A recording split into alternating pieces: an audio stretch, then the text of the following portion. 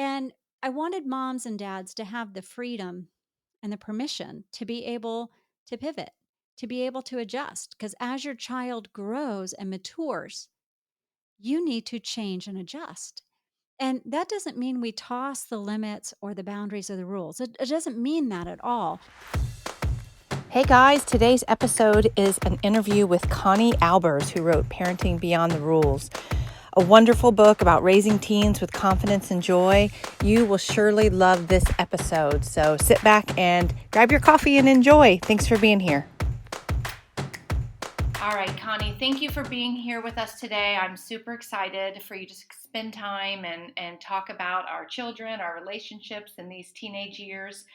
Um, so thank you for being here. I Oh, appreciate it. Kelly, I'm happy to be with you and your audience today. Thank you. And I'd like to start with you just telling us a little bit about, I know how many kids, your background, and your story is so interesting because I myself has read it, but tell our listeners, you know, about your background and what's brought you to where you are today and all of the good things you're doing. Okay, well, I am Connie Albers, the author of Parenting Beyond the Rules, Raising Teens with Confidence and Joy. I am a mother of five, and we had 5 children in 7 years. They grew up and they went on to college, and they are all now, living life in their respective fields. And three are married. And what led me to write this book is, what your listeners, probably don't know is many people aspire to write. That's often what leads people into writing because they just have this message or this desire, or they just love writing. And I didn't really have any of that. I was busy raising children and doing the work that I was doing. And for me, my husband and I started working with teens as our kids started getting into those tween years. Our doors were always open. We wanted our kids to always have their friends over because most parents don't want everybody else's kids in their house. They break things, they eat things, they make messes, and so we just said, hey, the best way for us to get to know our kids' friends is to have them in our home. So we would host all sorts of gatherings. We would do Bible studies, we would do camp bonfires, and we would have game night, we would have movie night. We would just do all sorts of different events and activities. And the kids could always invite whoever they wanted. So we would oftentimes have a lot of teens. And during that time, I was, raising my own children. I was listening to these kids and they would pour out their heart, what they wish their parents had known about what they were doing, or what they wish they could talk about to their parents, but they didn't. They didn't because fear of rejection, or that their parents wouldn't understand, or probably the most popular is that their parents would get mad at them or overreact and then ground them for the whole year. And I was making notes and I never realized why. God knew why, but I just was making a journal and I would just write these things down. And I thought, oh, I don't want to be, I don't want to be a parent that my kids can't come to. I don't want to overreact when they say something, and I want to have this relationship with them. Well, as I was nearing the completion of my youngest child's high school graduation, we were about to turn the tassel and I'm like, oh, what's my next assignment going to be? And I heard this faint whisper, I want you to write. I'm thinking, "What? Me? That's funny. I'm not a writer." And I just told the Lord at that time, if you really want me to write this book, you're going to have to do it, like all of it, because I don't know how to write a book, and I don't even know I how do you do this? And he just went away. He paved the way for me. It wasn't a quick process because there were some extenuating circumstances going on in my family. It was a long process, but it was just the right process for me. The time was just right. And Parenting Beyond the Rules went through 5 name changes because I thought it was going to be one thing. So I wrote 3 different manuscripts. But Parenting Wow. Beyond the Rules ended up being just right, because that encapsulated the whole message of our journey through the teen years and raising these children from, children that are completely dependent on us to adults who need to make wise decisions to navigate their life as adults and become the citizens and have civic responsibility and be responsible adults and be caring and compassionate, and then more importantly that they have a relationship with us. So I gave you a long answer, but that's what led to this book, and it has been a big labor of love. And I have just had the joy of sharing it with thousands and thousands of families. So it was something that was really created in 35 years. I love that though, and I have to say, and that's why I really wanted you to tell it because your words, because I of course have read your book and I'm reading your book again. Your words just really, even your words just then, you telling your background, they really move me. Like they resonate with me. It makes me emotional as a mom because I want all of those things you're describing, Mm, and even hearing you talk about, other parents' kids coming to you. I can see how easily that happens because we as parents get caught up in the rules yeah. and what are because we think we're not parenting if we're not enforcing the rules and I love the title of your book. And I knew when I picked your book up as I read the first chapter, because as I read it the second time, I had tears down my face too, as you talk about a story with your son. And Mm, I so related to it. And I want your book in more moms' hands because I know that's what all of us moms want mm. really is a relationship, with our kids. So I guess what I'd first like you to say, and I love the process of what brought you there, but what exactly do you mean when you say parenting beyond the rules? I think sometimes some parents don't know what goes Well, past the rules yeah. or what's behind the rules. I'm really glad you asked that question because what some parents will think is, "Oh, she's one of those, no rules." Um, Right. and it's no, no, anybody that knows me knows I really like rules and I like checklists and I like, I just like all my little ducks in a row. That's how you keep things in order and your home stays running smoothly until it doesn't. The purpose of parenting beyond the rules is pretty simple. We create rules, limits, and boundaries when our children are little. We do this to protect them. We do this out of our love for them. We do this because we're trying to instill character and virtues and our beliefs and our values. We're trying to teach them right and wrong. We want to teach them about natural consequences. I mean, obviously, if you touch the stove, you it will be painful, and we don't want that to happen to our children. So we establish bedtimes and routines and baths and dinners and all of that, and it works wonderfully, and it's so very important. But what happens, Kelly, is as they start to grow and change, as your children, you have a 14-year-old and 11-year-old, as you know, there is a point which all those things that once worked so wonderfully, you put them to bed happy and they woke up happy. Or they hit the middle school years and you put them to bed happy and the next morning they wake up and you think, "What happened to my child?" And instead of seeing what is right with our tweens and teens, all we can see is what's wrong with their attitudes, or they're not responding the way we want them to respond, or the way that they have been taught to respond. And they can start pushing back on us, and we react and we start, using our authoritativeness to say, "Oh, yes, you will. This is my house." And I wanted moms and dads to have the freedom and the permission to be able to pivot, to be able to adjust. Because as your child grows and matures, you need to change and adjust. And Mhm. that doesn't mean we toss the limits or the boundaries of the rules. It doesn't mean that at all. As a matter of fact, I just did a series on my podcast, Equipped to Be, on raising strong minded children. Because, if you have more than one child, you're going to have two different personalities. It's not likely you're going to have cloned children with same temperaments and likes and passions and everything. No And way. it's not very likely you're going to have many yous, although you might, but it's not very likely they're all going to be just like you. And so I just kept seeing more and more families and relationships absolutely shattered at the hand of unbending rules. And I'm thinking, you created the rules. You set the curfew. The curfew is 10 o'clock or 9 o'clock or 11 o'clock. You set it. You can also adjust it. And that's where Right. parents would get kind of hung up. And that's just one example. And, you and I could probably come up with a whole list of, load the dishes in the dishwasher or close the toilet seat when you're done going to the bathroom if you have a son, or, any number of things. And what I want parents to consider is that as their child changes and they assume responsibility, then we can adjust the freedoms, we can give them more freedoms, but we can adjust the boundaries or the limits or the rules because there has to come a point where these children are going to leave your home and they're going to step into society and they have to be able to function. We can't make all of their decisions or guide them and control them all the way into and beyond college and into adult life. So I want parents to understand that is the primary goal is we don't want to destroy the relationship at the hand of unbending rules.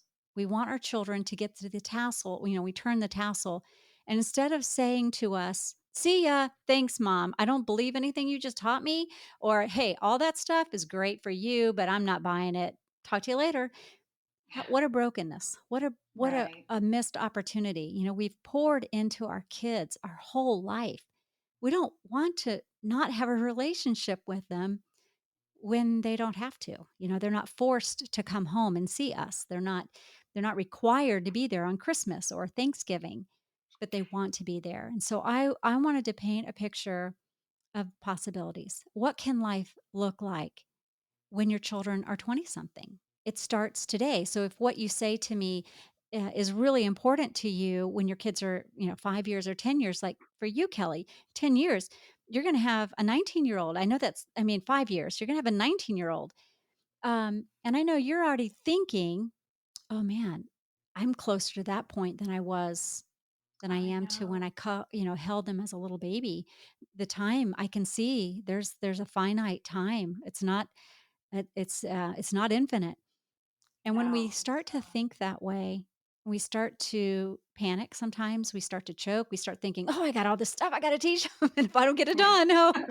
Um, and that's why I'm trying to say in the teen years, let's focus on building a relationship, listening intently to your children, paying attention to their body language. Listen when they object to something, hear them out. Because there's 2 things kids need, especially teenagers. They wanna be heard and they wanna be affirmed, and out of all those kids, all those thousands of kids I listened to, it all kinda came back to my parents wouldn't listen, my parents didn't believe me, my parents would make fun of me, my parents would put me down, they would shoot my ideas down, they would tell me why everything wouldn't work, and I thought, besides food and water, kids need to be affirmed and they need to be heard.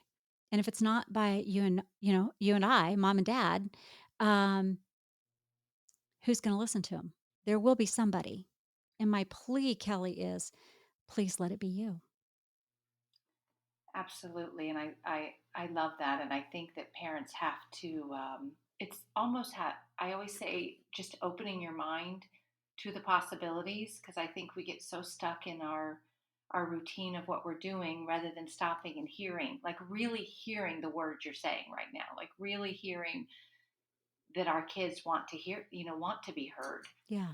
And you said in that about when they're older, and I think it's such a good point to envision being with your kids, like you said, at Thanksgiving, and envision them wanting to be there. And if you think about how your life is now, how you can adjust it for that, so that, like you said, they want to come back to Thanksgiving. And I've done that before, like actually taken myself into the future and thought, here I am sitting with my kids. What are we going to talk about when we talk about these days?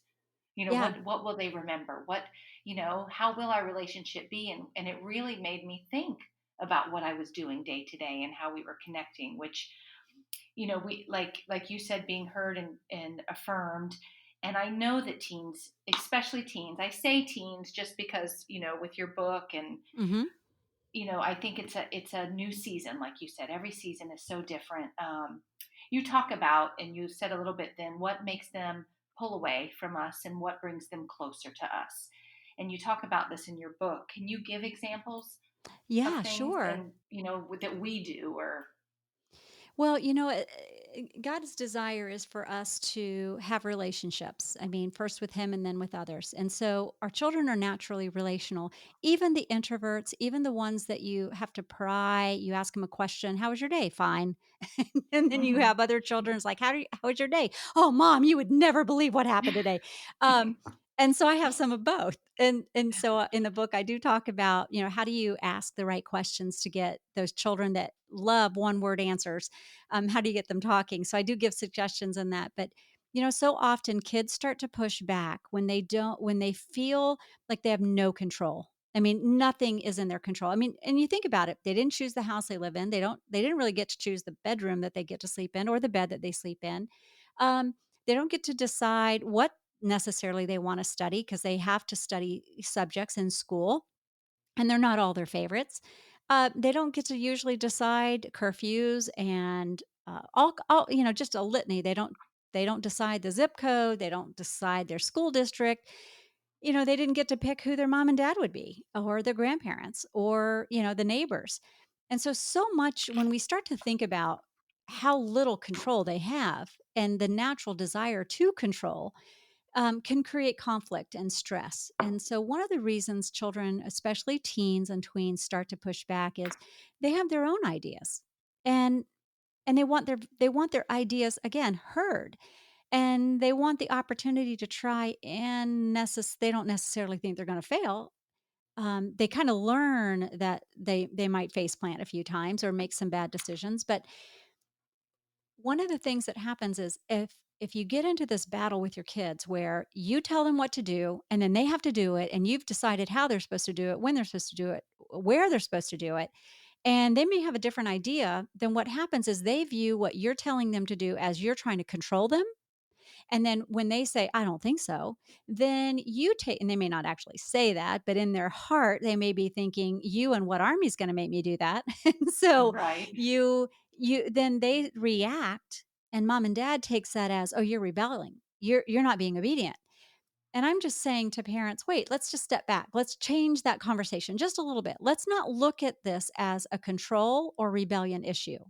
Let's approach this a different way." And that being, "Hey, listen, we're going to do this and this and this. And when we're done, we'll do A, B, C, D." So, meaning, I'm going to tell you, because I am the parent, we're going to do these things. And when we're done, then we're going to do these things. And those things, those second things, is what the child gets out of it. And then I follow up with, "Okay." And I usually smile and nod. And the reason I do that is because that's communicating to them, I am not trying to control your every thought and idea and minute.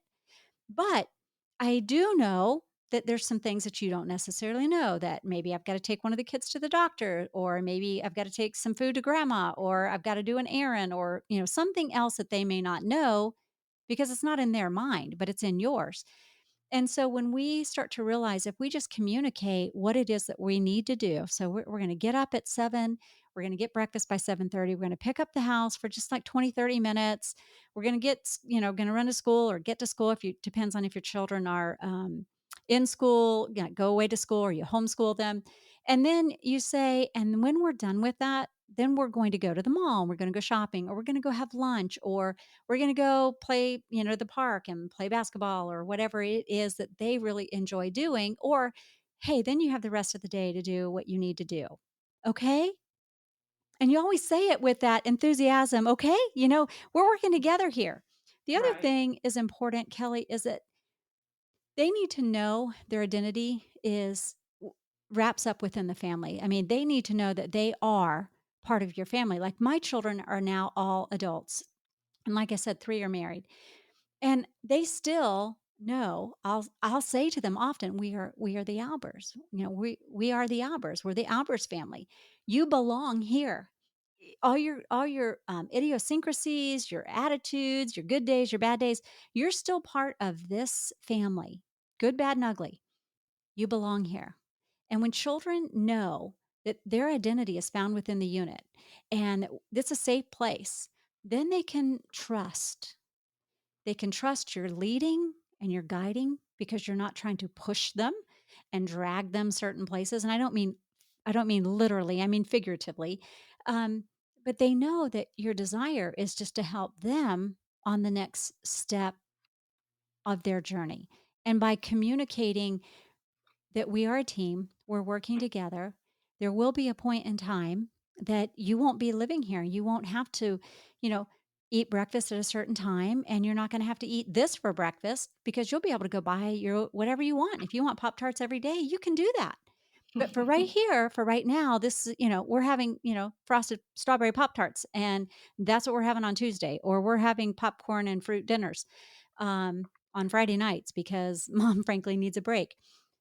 When you start to communicate that you know they have needs, they have hopes, they have dreams, they have desires, and they see and they can feel that you're considering them as where they are in their season, because every year it's different. Like we were Yeah. talking about, um, I've talked about it in the book, but I know you and I were talking prior.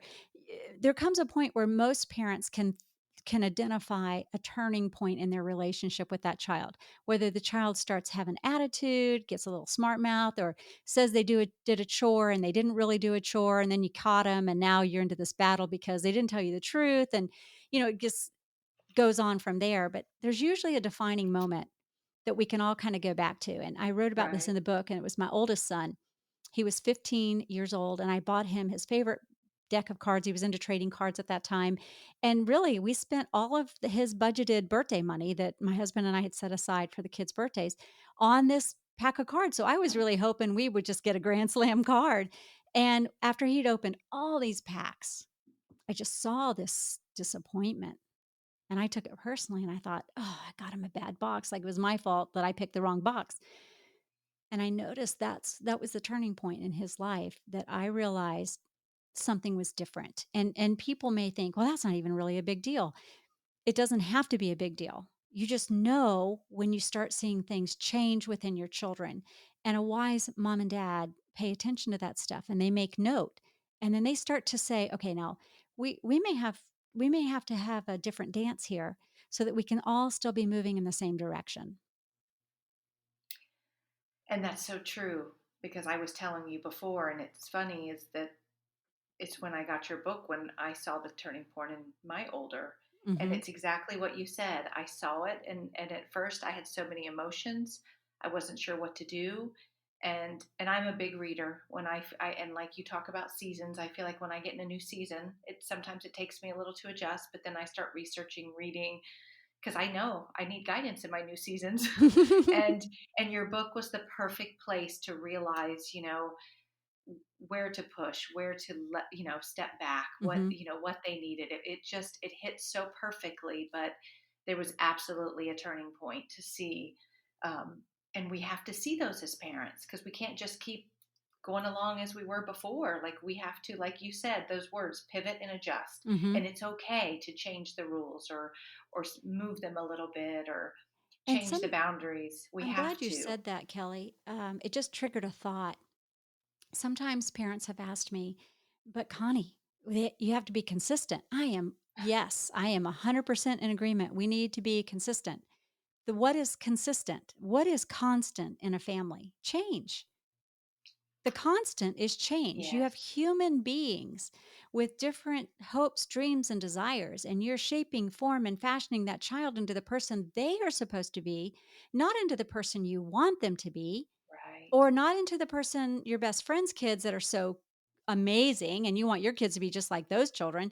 Um, you have to shape, form, and fashion those children according to the blueprint on their life because we all have been given unique gifts, strengths, and talents, Kelly. And when we tap into that with our children and they know that we see something in them, maybe they see it, maybe they don't. But when we can start articulating what we see in them, and giving them a vision of what it could look like, what their future could look like. All of a sudden, we have moved from that ogre parent who's a killjoy and won't let them do everything they want to do on Friday night to this mom and dad who gets them. And Right. that doesn't mean we're gonna be problem free. I wish, that's part of why I No. wrote the book. It doesn't mean we don't have rules. It doesn't mean we don't have limits. It's just as they grow, we allow more freedom. With freedom comes responsibility. If you can't handle the responsibility, then I'm sorry, darling. I'm really sorry. I wanted you to be able to do this, but you just can't seem to handle the responsibility. So we're just gonna pull back for a little bit. When you think you're ready to handle the responsibility, let's try again. You just come let us know. Did you Exactly. see what I just did? Yes, and I I love the way you didn't said it. I didn't tell them, "Oh, well, you messed up, and so this is the consequences," and no, I basically shifted it to them. "I'm happy to give you all of this. As soon as you can show me you can handle this, we're going to keep going. And listen, I understand we all blow it. I understand you had so much fun. You totally forgot about the curfew and you came in 2 hours late and you forgot to call me. I get it. So we're just going to postpone this little activity for a bit and then we'll Right. revisit that. They can't get mad because you throw them off guard. They expect you to be mad and ground them for 3 months. And the goal is keeping their heart in the process of helping them make and learn how to make wise decisions. So, if it's a matter of safety, if it's a matter of personal convictions that are important to your family, those aren't we don't adjust. We don't become wishy-washy and okay, well it's okay to steal today but not tomorrow. So, Right. principles aren't negotiable. No, I'm sorry, you can't lie. You can't steal and we expect you to be honest. Those aren't negotiable. Or if you take the car then and you say you're just going down the road and you decide to go a different way down the road, no, that's not okay because see, I'm trusting you with something that could do great injury to you or others. And again, this is on trust. So I trusted you. You weren't able to handle it this time, so we're just not going to be able to do that for a little while until you can show me. You're not proving me, you're just showing me that you can be faithful, that you can do what you say you're going to do in the time frame in which you say you're going to do it, and then we're going to move forward. Well, and I like that back to what you said before, the way you are wording it, you're giving them control back. Mhm. Like that you even though you're taking away something they want, you're giving it back to them to they get to control if they get it again Yeah. and how they're faithful or how honest or how they follow the rules, which I like even how we word things with our kids. It Yeah. makes such a difference. Our tone, our wording, and just the conversations. And that's where I find the a lot of the world and the fast pace can take that away, which I'm fortunate, I've homeschooled my kids for so long, but just finding the time Mhm. to sit, whether it's a devotion, a conversation, take a walk together and just to talk, to have that connection and Yeah. talk it through makes such a difference. Which you started to talk about the heart in that when you were just talking, because you talk a lot about the heart in your book, and I know in one part you talk about an ancient proverb and issues, it flowing from the heart. Mhm. And I like the way you put that, and I wanted you to talk about that a little bit. You say that the boundaries and directions are important, but we have to prioritize their heart. Mhm. And in another statement, you say that the issues flow from the heart. And I love how you go back to the heart because it's a big part of it all. Yeah, it really is. I mean, if you win the battle and you lose you know, if you are not careful with what you say and you end up crushing their spirit and you Yes. end up demoralizing them or shaming or guilting them to get them to do what you want them to do to comply with your instructions, you create a Yeah. resentment in them toward you because nobody likes that and you're not treating them the way you would even a friend.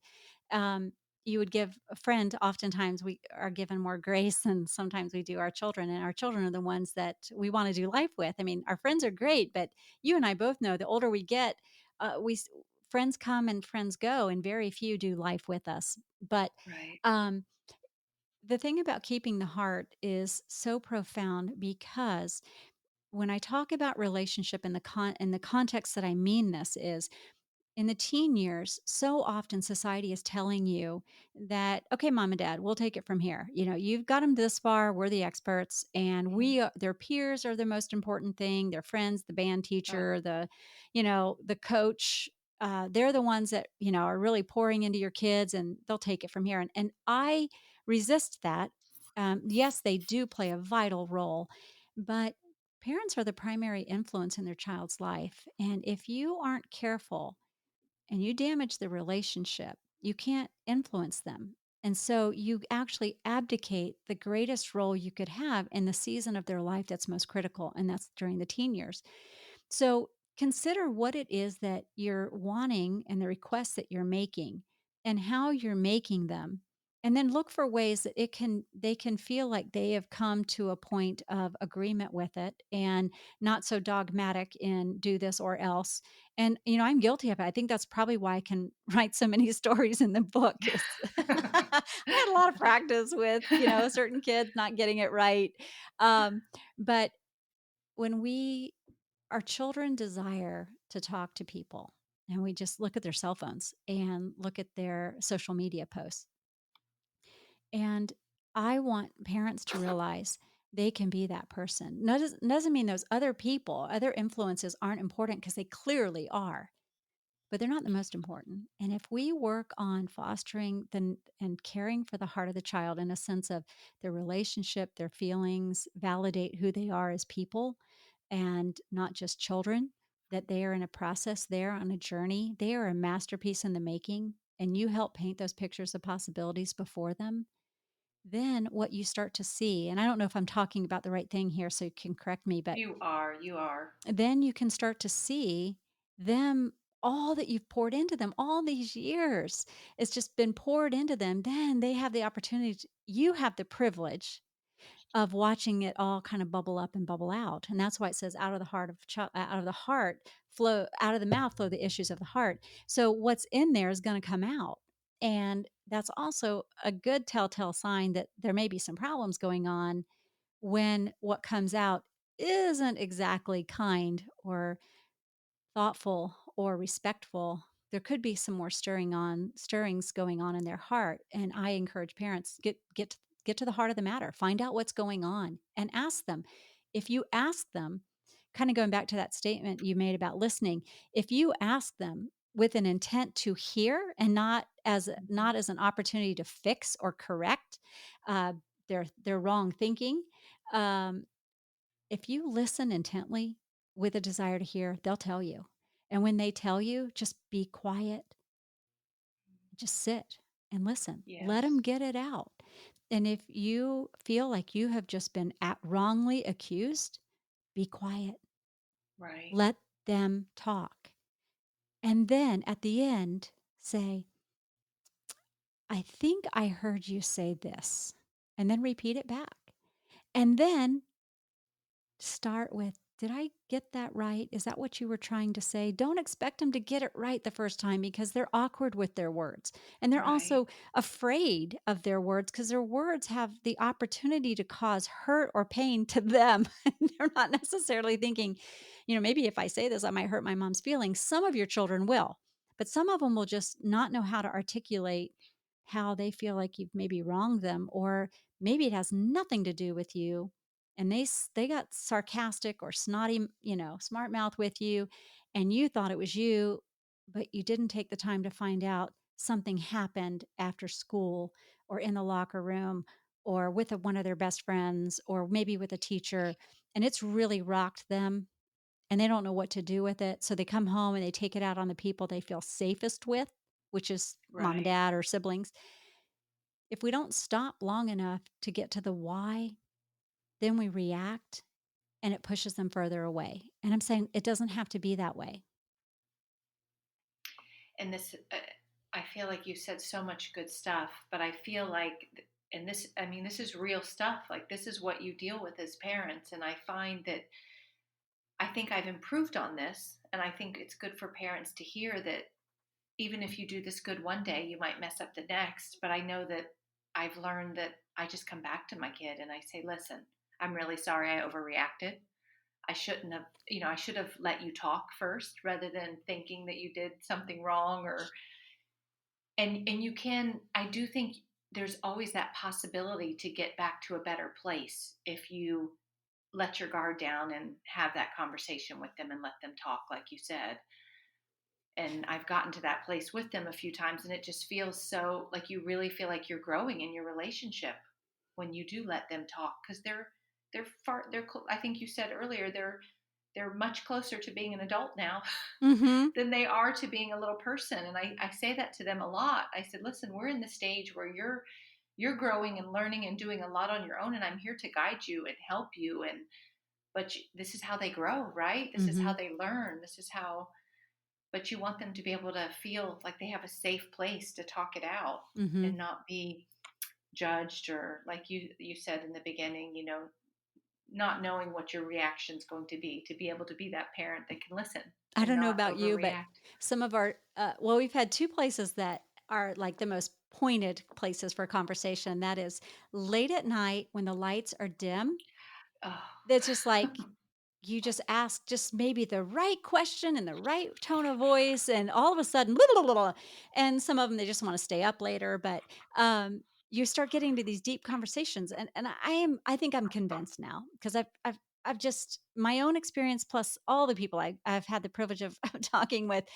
I think it's because they can't see our eyes react when they say what they Oh, say. yeah, that's They about feel that safety in their bed with the sheet kind of up near their face, and, right. they can't really see our face because usually the light's shining from behind us instead of in our face, and, Mhm. then they just kinda wanna bare their soul with us. And the other place is obviously when we're driving a car, and we're not actually looking Right. at them again. It's just something about those teen years for some children, not all, so it's not a blanket statement. This is where you really have to know your children. But for some children, the intense eye contact is too much for them when they're trying to get into a real open, deep, maybe potentially vulnerable place. The Yes, eye that's true. contact, it's just hard, and that's okay. That's okay. We don't Yeah. have to force them to look in our eyes. Look at me when you're talking to me. Let them look away, and maybe even you look away and even maybe look down and or look off in a distance, still listening to them, but help them figure out how to have in hard conversations or conflict resolution type of conversations. They'll learn how to do it eye to eye, but you have to bring them there slowly. Not all of them, but there are some personality types and some um, conversations that they're gonna be uncomfortable having if they were to have just, like, sitting down at the kitchen table and across from one another. They're just not gonna be able to go to that Right. level of intimacy or open transparency. That's the truth. And they all are different, but you're right. And that's good advice to look away or not always say, think that just because they're looking away that they're being disrespectful. It's probably just sometimes it's just hard for them Yeah. because you're talking about something that's vulnerable. You're Mhm. right. And I find when you like say the car, it made me think of and I didn't want to get so deep into this, but I think it's such a big thing in this world today, the technology, social media, phones. But I find that, kids, they when I jump in the car to take my kids somewhere, all of a sudden everyone's looking at a phone and I'm like, "Listen, let's just put the phones away today because I miss so much connection." Like you said, driving down the road. And it's such a big topic, but like where do you even start, or do you have anything advice to parents with the phones, the boundaries, all of that Yeah. stuff? Um, I'm going to first start off with a very blanket statement because every family is unique and different. I know some families that are uh, their whole family is just IT oriented. They geek out over technology. And so everybody's on their devices all the time because they're doing research and they're fiddling with sound systems or they're doing computer work. So the first thing is what what is acceptable for your family? That's going to be the most important thing. And then second is what are you and your husband, if you're married, you and your husband need to have an agreement. It doesn't mean that you're going to agree on what's right, what's wrong necessarily, because like I may be, hey, you know what? Just I didn't matter to me. Just stay off the sites you shouldn't be staying on and have fun. My husband would be like, no, no, no. They only get X amount of time per day, and that's it. And and we would have so, I mean, that's a made up version of what my husband and I did, but we didn't agree necessarily on time or what they could actually do with their time, but we had to compromise, and then we would agree to respect each other's position on that and not violate or disrespect the spouse by undermining them through, well, I know your Right. dad lets you do that, but dad's gone and now it's mom's rules. Right. Show respect to the spouse eh, with your kids. If it's really not working, go to your spouse and talk about it and come up with a new game plan. So that's the second thing. The third thing is Have the conversation with that child alone and say, listen, we can't play video games for 10 hours. I know it's your favorite thing to do, but we just can't do that. And we want to work together as a family. I have a section in the book on family meetings. We want to, and I think I read about, our first family fail meeting. um, but, we sit down and say, okay, listen, technology is important. Technology is not going away. We want you to be skilled at using technology wisely so that when you turn 18, you don't just go crazy. You know how to control yourself. That process happens between whenever they get their first device or start on the computer to when they leave your home. Say, I think this is reasonable and these are the time frames and these are the parameters. And then ask them, what are your thoughts? I don't ask them, well, what do you think? Because they're going to think, well, I think it's stupid. Um, but you sit there and you say, "So what are your thoughts?" And then let them talk and listen. And I always would write it down just because I had so many children. It was hard for me to keep them all straight. So I would have to kind of like write down who said what. And I would just write Right. down, all right, this is what he said. This is what he thinks is acceptable. And then my husband and I would chat about it. Or my husband would say, I really don't care. You just do whatever you need to do. And I'm like, okay, that's great with me. And he would back me up in whatever we did. And then we'd come back together and I'd talk to my son about it. And I say, okay, now this is what we're going to do for now. We're going to do this for this semester or this school year because every year you have to reevaluate, why are they wanting so much time? What are they doing with that time? And then in the book, I talk about teaching your children to create a positive social footprint. See, they want to connect with others. Teach them how to do that in a way that influences their peers or shines a light on a cause that's very important to them or your family or to society. Teach them how to be responsible using it. So that may look like, hey, you know what? If let's just say this is an example, this is not like the only thing to do, but this is an example. Say, you know what, you can create a Facebook account because you're, XYZ age and you have earned our trust. We haven't really noticed that you're, hiding cell phones under the covers or, waking up in the middle of the night and taking them out of the family safe space. That's a whole nother conversation. But Right. this is just for this particular conversation. And just say, you know what? The Pug Society, I know you really love pugs and it's really important to you, or the Red Cross, or whatever, it is for them. Say, let's find some groups that have whatever it is that they're really concerned about, whether it's their school or something banned. And let's start learning how you can have a positive impact there. And then also talk to them why they want to have a positive social footprint. And that is because everything they say and do will be used against them in the future. I guarantee it's not gone. It doesn't disappear. Snapchat never goes poof and it's over. um, it's captured, it's stored somewhere, and it always comes back at a certain time. It's normally not a convenient time in somebody's life either. But Right. teaching them that if they use it wisely and responsibly, they could be game world changers, they could be influencers, they could help their peers, make a positive difference in somebody else's life. They could shine a light. And what you're doing, Kelly, is you're helping your children realize, I do have a voice. I Mhm. do have something to say.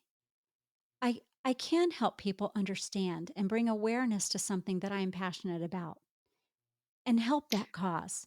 And those are key things that we don't often think about in a positive light. We just think about limiting and restricting. And I'm saying you do want to put limits and restrictions, but you also want to, in that time frame, also be teaching them what they can do and then help them learn and leverage that during the teen years. I love that. I remember that part in your book as well. But that's such a good way to look at it. And I think that it can really get kids creative as well to think Hmm. about things like that because I think you're right. They probably think they don't have a voice, but they could if they thought about things they were passionate about. Yeah. And if you can get on it ahead of time, you can.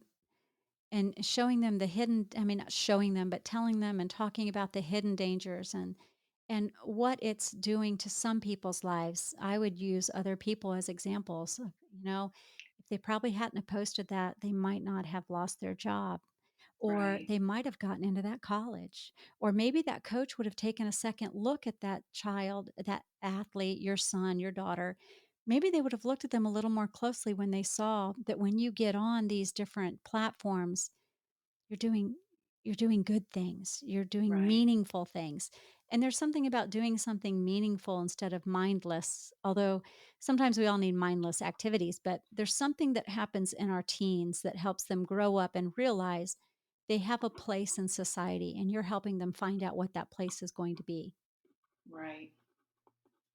I like looking at it that way. You can look at a lot of things that way with them. Mhm. So that's I like that because my son and I just talked the other day about purpose and, should I know what I'm already wanting to do? And I think there's a lot of pressure on kids today to know these things, so young, and then you lose sight of exploring other things because you're trying to find the one thing that is where you're going to go. But I don't want to go down that path. I do want to ask I do want to ask you though, before I have two more questions and then I want you to, tell us where to find you. And real Okay. quick, I get so often, and when I said I was starting my podcast, and that's why the interviews I'm bringing in are more parenting, because that's not really my expertise. I'm a parent, yes, and I feel like I've learned a lot, but I get parenting questions.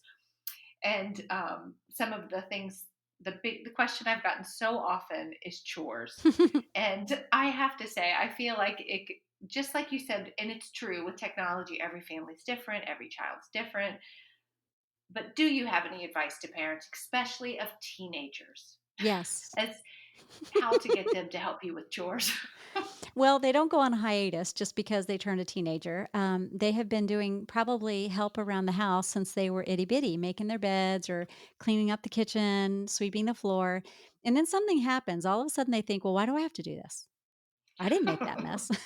I just think, I, d- I didn't do that. Make your daughter do that, or make my sister do that. Um, but yes, specifically, they have to do chores. And I never really used that word. I was just, I don't know. I don't have a problem with it, but I always used to say, there's work that has to be done. Dad has to do work. I have to do work. Somebody's going to that grocery store and it's not you. And somebody's getting the money to go to the grocery store and it isn't you, but you're consuming all of the benefits of somebody being faithful to go grocery shopping and somebody being faithful to go, to work, or somebody being faithful to cook it because it's not you. Right. And this is a family. And so pain again, it's that whole we're building a team. We're a family and we're doing life together. And this is what you're doing that is appropriate for your age at your level with your responsibility and your maturity level. And it changes. And I mean, I it changed every year, Kelly, and I guess that's what I want parents to realize is you're going to grow and your family's going to adjust and change. And so some years I would have a structured chore chart up on the fridge. It had every child's name on it and exactly what they were to do. And of course, parents, you need to realize your children do what you inspect, not what you expect. And you just have to know that. I mean, kids, unfortunately, during the teen years, they have other things that are way more important than making that bed or Right. folding those the laundry and putting it away. For them, for many of them, just leaving it in the laundry basket is good enough, because it's just going to be dirty again. So just leave it like that. Well, the short answer is decide what your family and each member of your family is going to do. Talk about why they're doing it, the expectations of them doing it, and then you have to inspect. So if they said they washed the dishes, there's nothing wrong with going not with a white glove, but just did they wash the dishes or did they bail out? Do they have to go to the bathroom after, it's funny, some kids have to go to the bathroom right after dinner and then they're there until dishes are clean and then all of a sudden they emerge again. It's like we know all the tricks they're pulling. Yes, yes, Um, that's funny. but but it's the mindset of you're a part of a family. Goes back to our conversation earlier. They're part of a family and this is what we do. And because we are part of a family, if you don't do your part, then everybody else has to either suffer or pick up the slack. And if it were the other way around, how would you feel about that? You would kind of get a little resentful if everybody else was not doing something and we were just kind of sitting there watching you do it. So They have to have it. It teaches life skills. It teaches important hygiene and cleanliness and standards, and they will wax and wane. I think that's the one thing parents need to Right. I was realize. just thinking that. They will wax and wane. They will get very preoccupied with their future, their mind. They'll get caught up in their mind and thoughts and all that they have to do and the pressures of who's talking about them and who's not being nice or, you know, meeting a teacher's needs or, in a sense of, trying to figure out how to get an A on that test when the teacher isn't helping them. They can get so distracted with the cares of life that they forget how important it is to clean or sweep or mop the floor or, mow the yard. Right. But they have to know it's important to the health and the well-being and the functionality of a family. So whether you move, and I talk about this in the book, whether you have it on a chart and they have to check it off, or like my daughter would say, Mom, you did that chore chart when I was little and I'm just big now. I'm like, oh, you are. She's like, yes, Hmm. I think I've grown out of that. And I'm like, really? Okay, I will take your name off the chore chart. And I did. I said, "You know what you have to do?" "Yes, mom, I know what I have to do." "Okay, great." I knew what she had to do too. So I would just kind of follow up behind her. Day 1 didn't get done. Day 2 didn't get done. Day 3, day 4. I usually gave it a week before I said anything because sometimes they would get distracted and then they would, "Oh man, I forgot to do that." And they're scurrying around trying to get caught back up. Sometimes they just truly forget and then they need some gentle reminders. "Hey, I know you've been really busy. But see, um, also noticed you say you're doing something, but you're not really doing it. Is there something going on? Are you having trouble with something? Do you feel like the workload around here is just too much?" All I'm gonna ask you to do is like pick up your clothes and make the bed. Is that just a little too hard for you? I know. And I think like everything you've said, there's seasons. Sometimes they're really good at it. And I think he was good at this and now they're not doing this. Does he keep free? It's always a work in progress. And It we as is. parents need to know that there's nothing wrong with us as to why our kid isn't jumping out of bed and making it and running to do the chores every morning. Like it's normal. But I love the conversation of we're doing life together. Yeah. We are a family. We are a team because I feel that all of that, especially as I mean, even when they're little, but especially as they get older, you know, they're humans, they're people, Yeah. they're becoming their own person, and all of this just helps them feel like you said they belong, helps you connect to them, even if they act like they don't like it. And let me give Just some doing hope. life together as a team. Yeah. I know we're wrapping it up, but I just want to Yes. give you this hope here, mom and dads, as you're listening. You know, you may really it may be extremely important to you that your beds get made every day at a certain time, and that just may be something that you've instilled in those children. And teen years, they may start not doing it quite as well, and you'll have to say, "Is this a deal breaker? Is it really a deal breaker?" Here's the thing. Tell your children, when you move out, at whatever point that is, you don't have to make your bed at all. You don't even have to put sheets on it if you don't want. And you don't have to mop your floor or dust or do any of those things. You can even wear dirty clothes for as long as you want until somebody can't stand you. That will be your choice. But while you're here, this is the whole thing. This is how we do life together. And then when they grow up, here's the cool thing. Even though they struggle with you in those latter teen years, a lot of them, when they move out, and this is firsthand experience, those slobs, because some of your kids are slobs, some of mine were. All of a sudden, they become neat freaks, and it's amazing because they move out and they have their own place that they are actually paying for, and all those wonderful things like how to clean a toilet and how to store and prepare food, all of that just miraculously comes back and they maintain the most wonderful homes. They may or may not make their bed, but everything that you've taught them, they're utilizing in their adult life. I love that. So don't give up. Don't Keep doing no. what we're doing, and just keep constantly revolving back to Mhm. the same things, and it will be worth it one day. Can I ask you, before you say where we find you, what I like to ask, what do you do for yourself each day for self-care? Is there one thing that's most important to you as a mom? Yeah, I get up usually before the kids get up And this was always, and I would have time. I would just have personal time of reading. Sometimes I would have a devotion and I would read scripture. Sometimes I would be reading a book or devotion or some sort, and I would journal. And I would just tell the Lord what was on my heart, what I thought needed to be paid attention to, and what I was struggling with. And the other thing that I did two things. And the other thing I did was I made time for some form of exercise every single day. Wonderful. Self care is so important. And I think we can't do any of these things we talk about if we're not taking care of ourselves. Can't pour from an empty pitcher. No, Pitcher. absolutely not. So, Connie, what is the best place? Where can people find you, your book, your podcast? Yeah, well, thank you so much. You can find the podcast Equipped to Be. It's on basically all the Apple and Spotify and all the Stitchers and Stitcher. You can find me at conniealbers.com on social media. It's conniealbers.author on Facebook and Connie Albers on Instagram. And so I'm pretty much on all the social media platforms. I'd love to connect with you. So shoot me an email. Let me know what you thought about this. Our segment, Kelly, thank you for having me on. I know we went a little over, so bless your heart. And you, audience, I thank you for hanging in there with us. Well, you have such good things that you're talking about, and I want everyone to know that not only do you have the book that you said, the Parenting Beyond the Rules, but you also do a lot of speaking as well, too, I right? do. I Which speak is across the country. that's wonderful. So thank you, Connie, so much for your time, and thank you for staying here a little bit longer than we had talked. But I appreciate all of your wisdom today for the listeners. Thank you. Thank you, Kelly. I appreciate you sharing this time with me today. I am grateful you are here. And if you have anyone that you feel could also benefit from this encouragement, please share it with them today. You can also add a quick review on iTunes, which would mean the world to me and help me just to make this better for each and every one of you out there.